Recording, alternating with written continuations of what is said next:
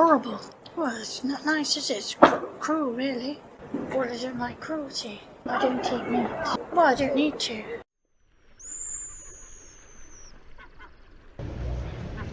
have a minute or two? Pardon? Do you have a minute or two? They're basically, it's about the RSPCA. I'll give you a bit of information, you tell me what you think. That kind of idea. Okay. Yeah, we'll give it a go. It's being recorded. Do you want to just come a little bit closer so we can hear you? So there's basically 4 kind of key statements. Yep. So the first one is about chickens and turkeys. So it's obviously all animal related because we're the RSPCA. Okay. So the first one is, I'm just going to come a little bit closer if I can. Okay. So, chickens and turkeys. Young chickens and turkeys, they often have their beaks trimmed to avoid them pecking each other when they're in a confined space. Yep. This process does have the potential to cause significant pain and suffering. Now, although the RSPCA, they openly admit that they don't like this process and they claim they want to phase it out, they do still permit it as long as it's performed by a trained professional. Now, do you think that process could ever be justified? No. No? Why not? Cruel. It's cruel. Yeah? Okay. Chicks, baby chicks. Because they don't lay eggs, on their first day of life, male chicks, they're sorted in male, female, male, female. Obviously the females grow up and lay eggs. The male chicks are quite often put onto a conveyor belt and dropped into a big macerator, which is like a big blender. Okay, normally alive. Now, most RSPCA approved chicks are actually gassed using argon as a preferred method. Now, this takes no longer than 6 minutes for them to suffocate to death, often occasionally obviously less. What do you think of that process? I think it's cruel. You think it's cruel? Yeah. Okay. Next one. Male dairy calves. Okay. Now, because they're useless to the industry, because there's different breeds, this is generally, and then the RSPCA, so generally the 2 most humane ways of disposing of unwanted calves is to actually hit them over their head with a spade, yep, or bolt gun them in the head on their first day of life. Now, the RSPCA, they prefer farmers to use electrical stunning.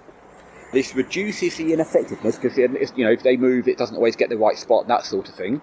So it reduces the ineffectiveness down from 14% to 10%. This basically means that the 9,500 calves that are killed every month, roughly only 950 of them aren't killed outright. What do you think of that process? Horrible. Horrible. Any particular reason? Well, it's not nice, is it? It's cruel, really. Yep. Okay. The final one. Pigs, in this case. Obviously, there's lots of animals, we could only choose a few. Yeah. So before I go through it, actually, do you know how pigs are normally killed in the UK? Or if you don't know, what would you guess? I don't know. No idea? Okay.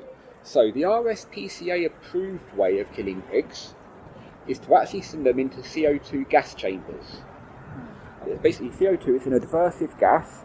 It essentially forms acid on their eyes and in their lungs. You know when you get like a can of Coke and it goes up your nose the wrong way? Yeah. Yeah, it's that kind of sensation. It basically burns them from the inside out. Ooh. Now this process, it takes no longer than 3 minutes and often as little as 30 seconds for the pigs to die. Do you think that's acceptable? No.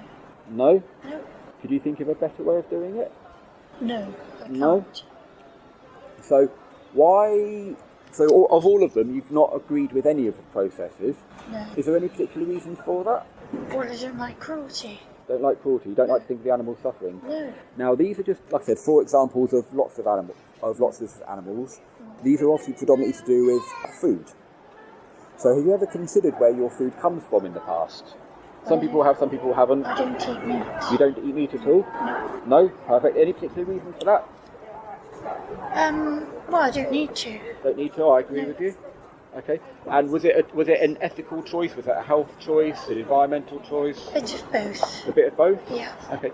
Have you, when you kind of made that decision, did you do it for the reason of, was it a case of like, I don't want to do this to the animals anymore? Or was that part of it, partly, yeah? Okay. Do you can still, so you're vegetarian or you're vegan or? No, because I eat fish. You do eat fish? Yeah. Okay. And I've very nearly added a fish one onto here, to be fair. Do you think the process for fish is any different? I haven't really thought about it. No, not many at all. So do you think this is there's been a lot of change in perspective on what I'm about to ask you, but do you think fish feel pain? Probably. Yeah? Yeah. Do you think they experience the world? Do you think they have like a subjective experience? They, we hear about, the salmon moving from the top of the stream to the bottom of the stream, coming back every year. Other fish do that. They have a will to live. They also, one thing that's quite interesting about fish, this is more of a recent study, is that if one fish over there gets scared, that chemical in their brain feeds all the other fish, and all the fish get scared. Oh, right. There's I've heard like we were doing, we heard somebody screaming horrifically over there, you'd be like, what's going on? And it would scare us. And fish have that too. All right. Yep.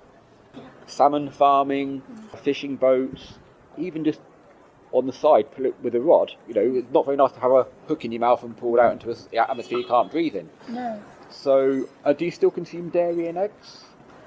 I do, yes. You do consume dairy and eggs?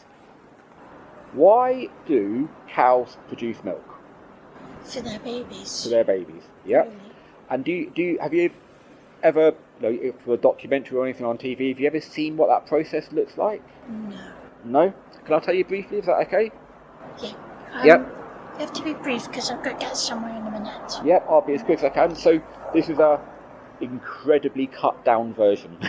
Okay, so in order to have a baby, the cow's got to become pregnant. Now the farmers can't leave it to chance, so they forcibly impregnate her. She obviously doesn't want to have it happen, so she's held in a cage. And there's a word for that which I won't say out loud. She's held in a cage. The farmer puts his glove in, sticks into her anus, and injects her with bull semen. She becomes pregnant, and about 9 months later, so it takes about 9 months, same as humans, or similar to humans, she gives birth, and then she can produce milk. Now, because, I don't have to touch on it in there anyway, but because we want the milk, we take the carbs away. Yep. And cows love their children. What would a human think we took away their, a human child forcibly? Cows, they cry out for days and weeks, it's called lowing rather than crying, wanting their children to be returned. Okay? After about between 9 months and a year later, the milk starts to dry up, so they repeat that process again and again and again, and after about 3 or 4 times, she can't take it anymore. She collapses on the ground, or she just stops producing milk altogether. She's no longer profitable, and then she's sent off to a slaughterhouse.